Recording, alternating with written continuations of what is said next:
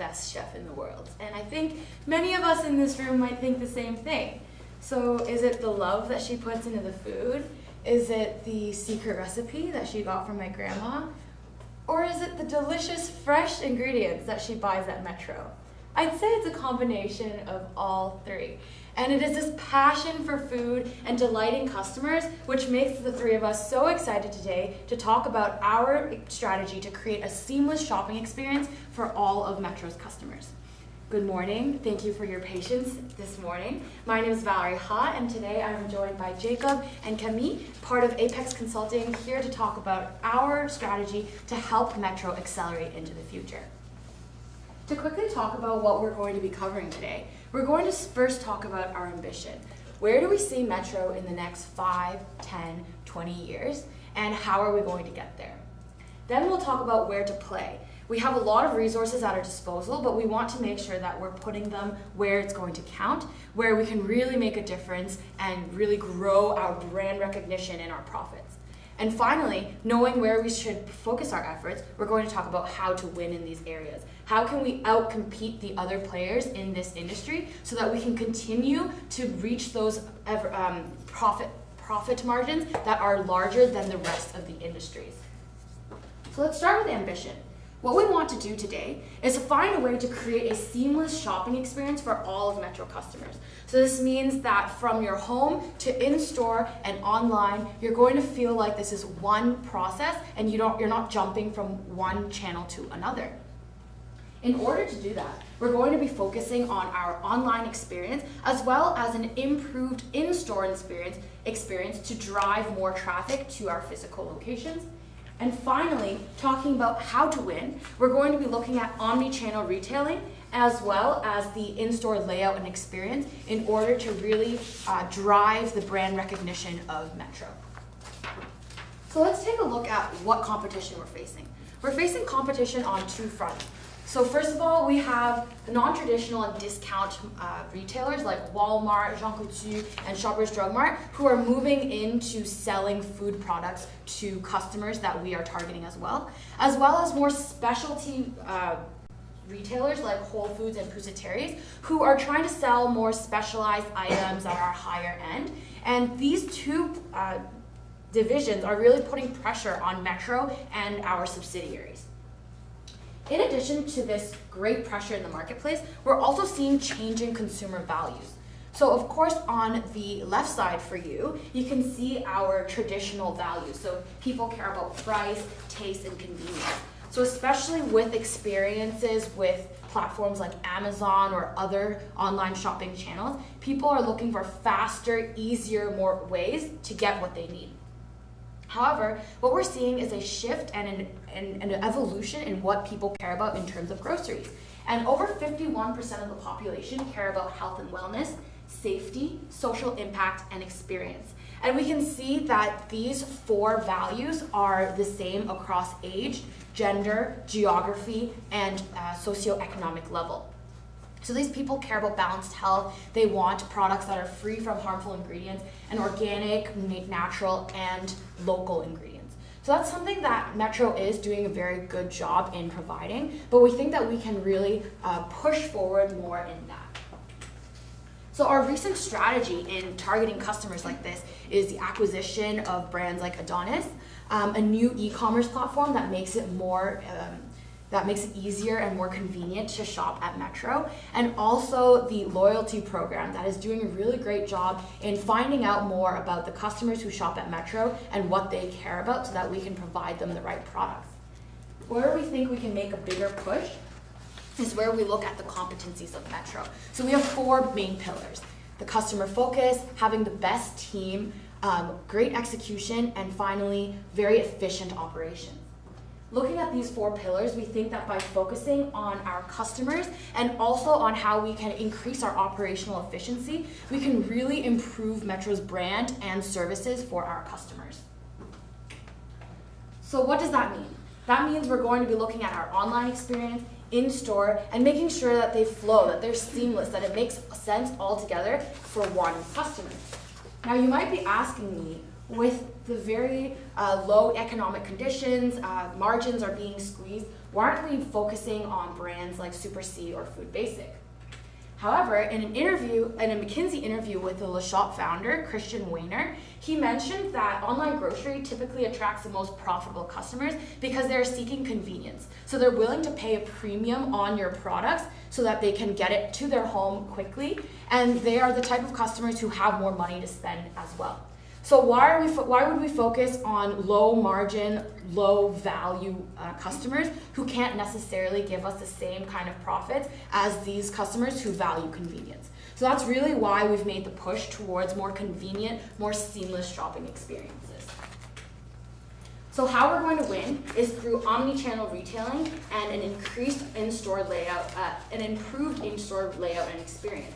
So this seamless shopping experience will provide convenience and will delight customers in their everyday lives.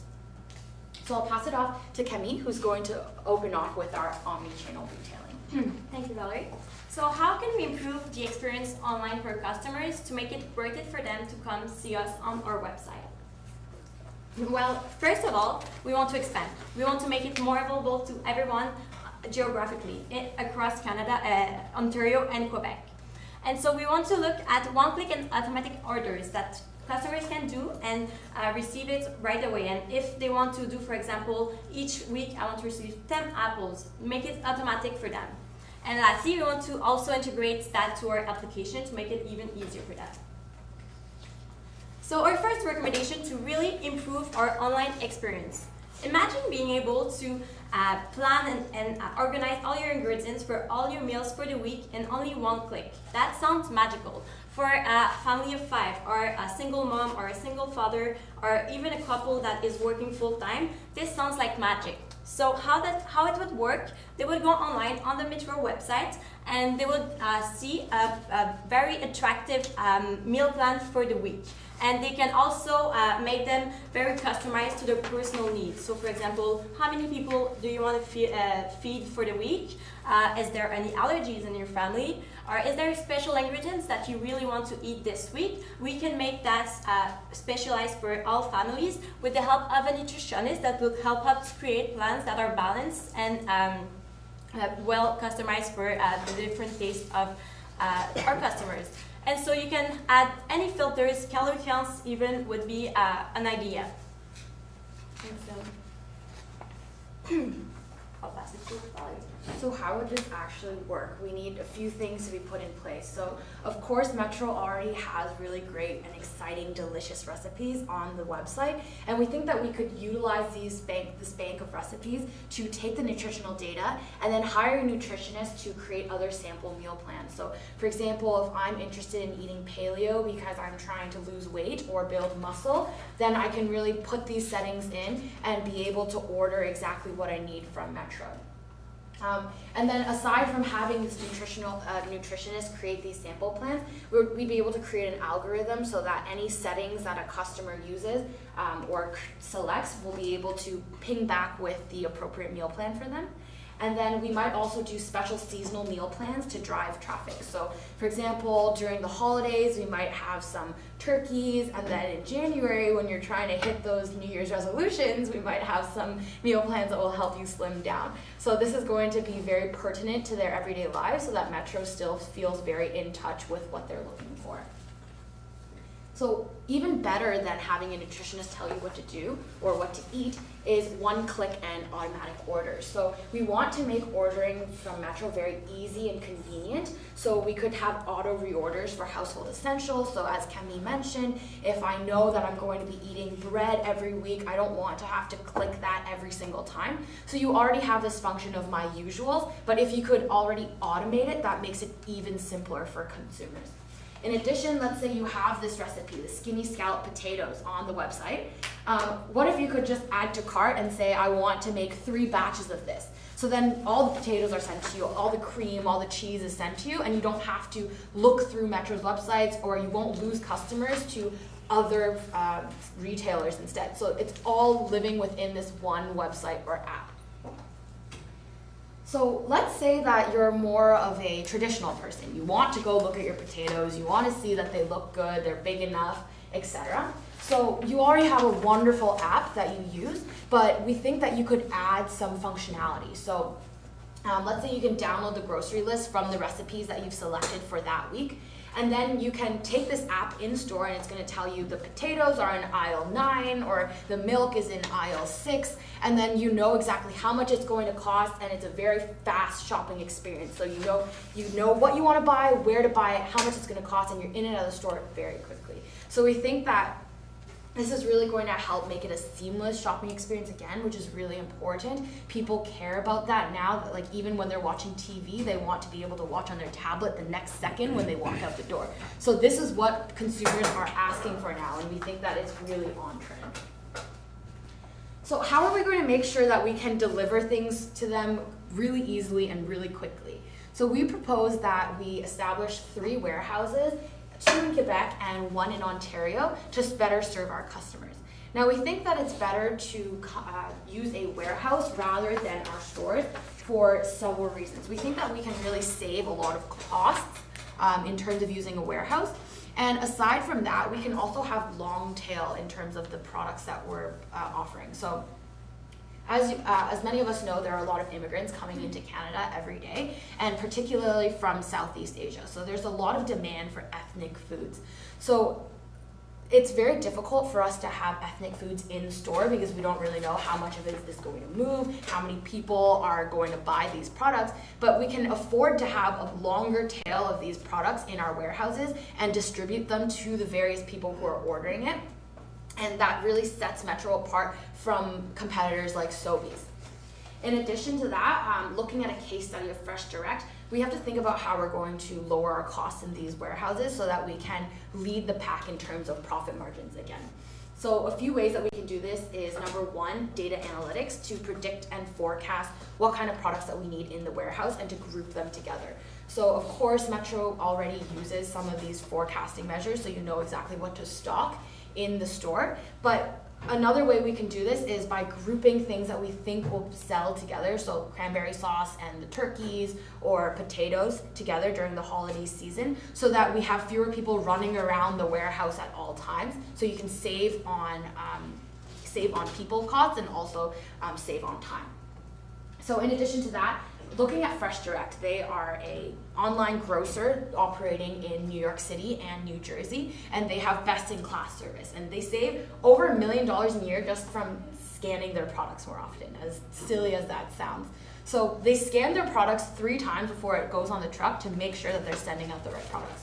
And why does this matter? So it costs like 50 cents more to scan that product a few more times, but it costs $6 to go back to the warehouse, send out another batch of orders to the customers if they don't like the way that their potatoes look or if they didn't get the right item in the first place. So that's how you can really save on costs and make sure that you're delighting customers and that they will always get what they're looking for. And finally, we're going to be optimizing the delivery routes from these warehouses. For example, more experienced drivers will get more deliveries each day rather than the unexperienced drivers, because they know where to park, they know how to deal with the building managers and like how to get around the city. So that's really going to make sure that we're fast, that we can get to customers on time, and that we're meeting their expectations. So one concern that you might be having is that, what if we cannibalize in-store business by really focusing on this e-store business? So research shows that multi-channel retailing actually increases share of wallet. And aside from that, if we don't make this aggressive push into e-commerce, Sobeys will or someone else will. So it's really important to be meeting our customers' expectations at every point in the journey. So you have recently made the e-commerce jump, and that is a great thing. It is forward-looking.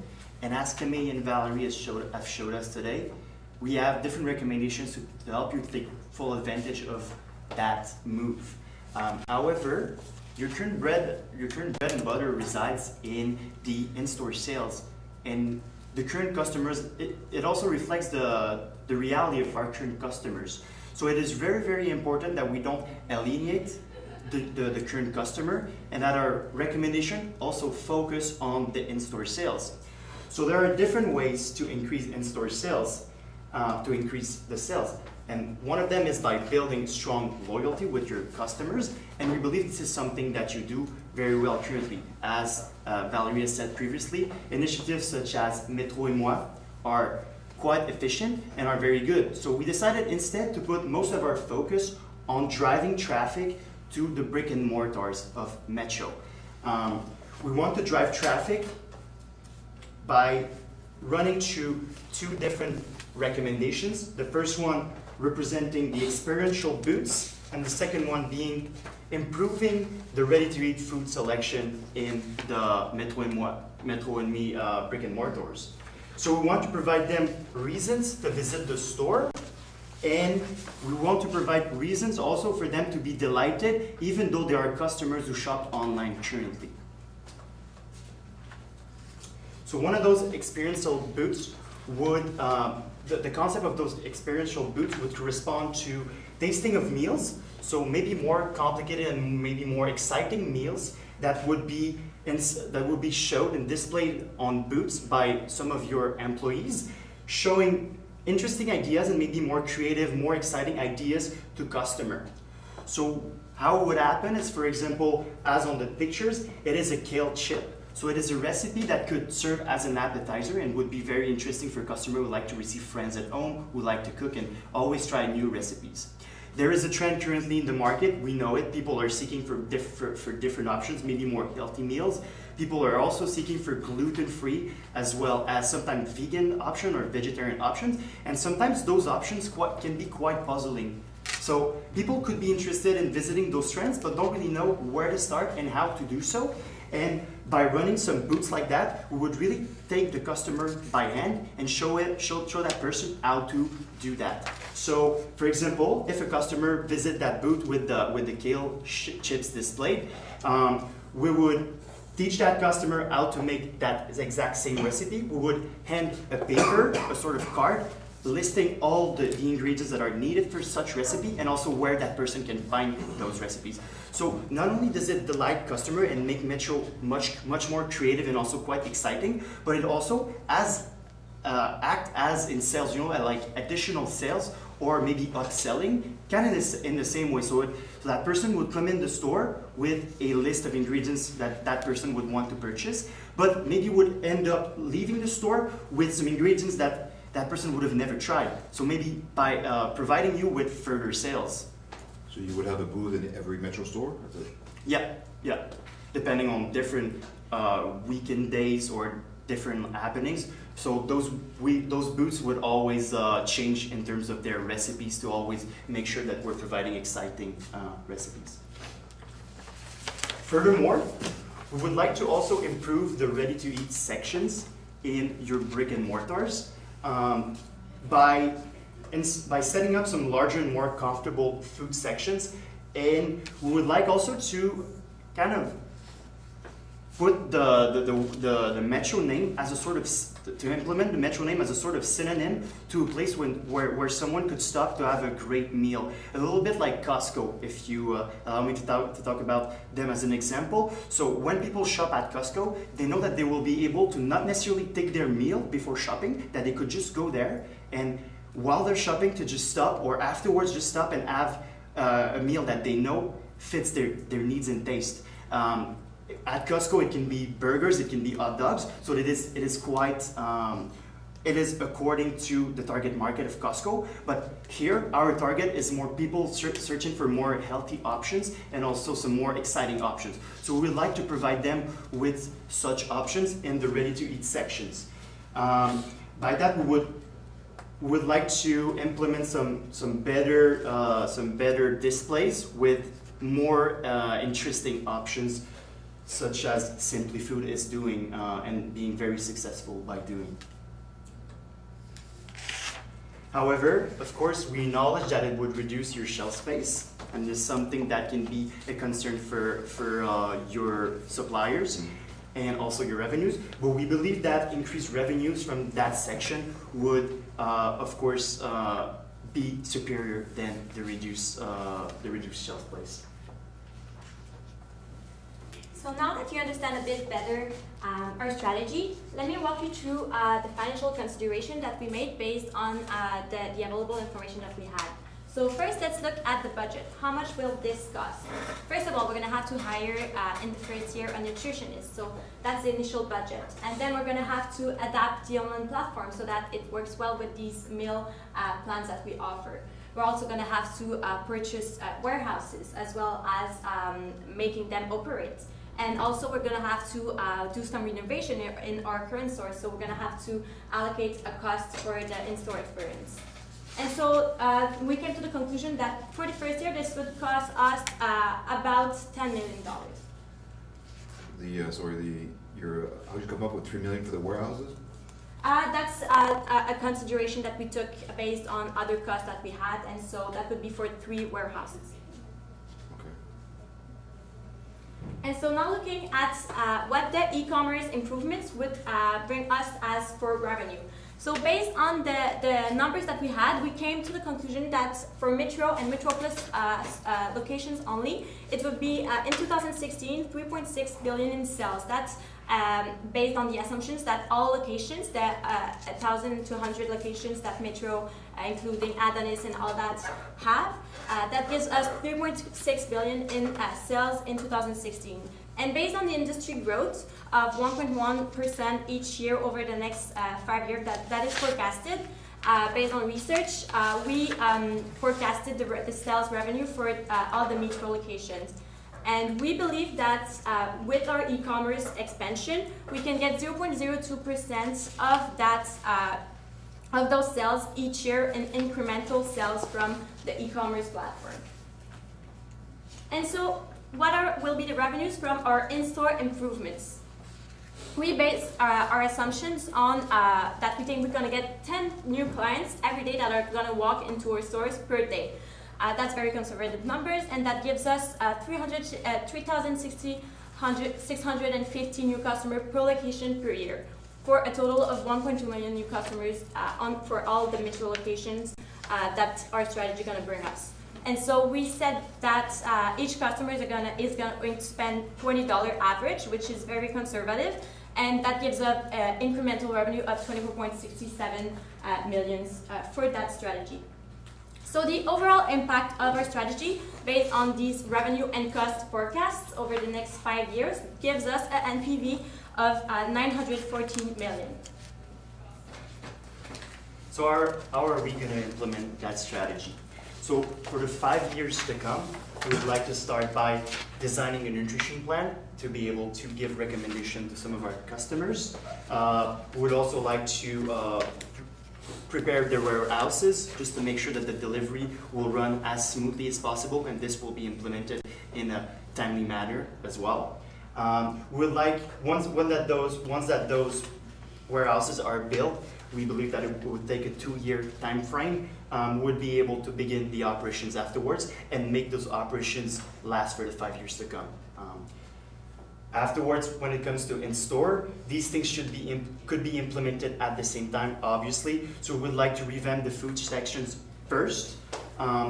Those stores would have to be renovated. So first of all, like revamping the food sections, designing how they will be displayed. Then afterwards, the renovation of them. Since we have more than 300 brick and mortars, of course, that will take some time. So for the 3 years to come, we believe that we're able to revamp maybe more than 100 stores per year. And once that this is implemented, we want to run experimental booths. So we talked a little bit about risks and mitigations right before this, right after each strategy. So I'm going to skip to our key takeaways. So today we talked about how we're going to create this seamless experience for all of our customers through omnichannel and our in-store experience. We look forward to creating this experience with you, and we thank you for taking the time to listen to our strategy. Thank you. Thank you. Thank you. You did a lot in the 4 hours you had like yourself. So I guess we're in the question period. So if I understand basically, because the mandate was to evaluate our current plan and then propose a new one. If I understand what you're saying is that you're basically saying we're continuing with the existing plan but adding focus on 2 key segments, right? The online and the in-store experience, Exactly. if I'm summarizing correctly. Yeah. I have a couple questions. What about the trend that we see in discount? Because most of the growth in the grocery business in Canada, especially Ontario, has been in discount. So what's your takeaway on that? I mean, because it is a big part of our business as well. For sure. So we think that the discount business is very important for you, but we think where there's the biggest growth or margins is really in this e-commerce, where people care about convenience and are willing to pay a premium for it. So when you're more convenient than Whole Foods or some other ethnic specialty stores, and you also have that long tail in your warehouse, so you're able to provide those same products, we think that really it presents a more exciting opportunity for you than just discount, because then you're just kind of digging into your margins and cutting, and trying to engage in a price war more than anything. Okay. Now, you say people are willing to pay a premium for online. Do you think it's enough of a premium to make money? Do you think we can make money in online business? Because today you come to our store, you do all the work for us, right? You pick, you pay, you leave. Right. Now you want us to do that for you. How much of a premium is the customer willing to pay for that? And you know, you've seen the investments we have to make. So Yes. you think that it's a profitable model? Yes, I definitely think it is a very profitable model because you can automate a lot of the things that happen in a warehouse. Of course, if you have a butcher or something in the warehouse, then that has to be kind of something that a real person does. But because then you need fewer staff in the actual stores, you're automating the self-checkouts in stores, that's how you can cut those costs and become more efficient and still meet customers' changing needs. And why not leverage the existing warehouses? Why build new warehouses? Are you proposing that we sell different products than what we sell in store? Or why not just use the existing network of warehouses? We want to increase the efficiency and make it the product to the customers as fast as possible to compete with the growing online other groceries that are coming.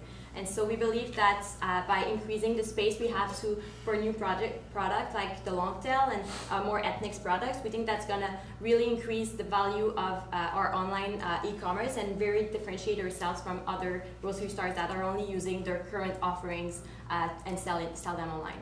Those new warehouses would be also very strategically located, so they would provide us a delivery that is quite simple to operate. So for example, some customers might need a delivery. They have the choice to do so. They might need a delivery Thursday, for example, which is quite convenient for us. But it could be also a delivery on that same day. So therefore we need warehouses who are quite in between of very dense locations and also locations with high demand. So we need to be able to go and to serve that location quite quickly if it's in the same day. So therefore, by having new warehouses in between strategic locations, it allows it to work. Any acquisition that you were thinking of? You're recommending of us building all that the infrastructure, and any acquisition we could be making or going to go faster? In terms of property, plant? Properties, other services, business? Mm-hmm. So, as I mentioned before, there is a huge influx of immigrants coming from especially Southeast Asia, and we think that there are actually quite a few chains in Ontario and Quebec that you might be interested in. Our thinking behind having this long tail in the warehouse is that you would actually save more money by offering these products yourself, and not only that, personally for me, I would love to just go to Metro and see all these products rather than having to run from one place to another. So if you're able to provide all of these services and products under one roof, then it would greatly make it much more convenient for your customer. However, if acquisitions were something that you would like to consider, I think there's a chain called Hawaii that serves Philippine delicacies and products in Ontario that is very excuse me, very interesting for you to look at because it is large enough that many of the people in that community know about them, but also quickly growing and still not quite large enough that it would be low enough of a cost for you to acquire.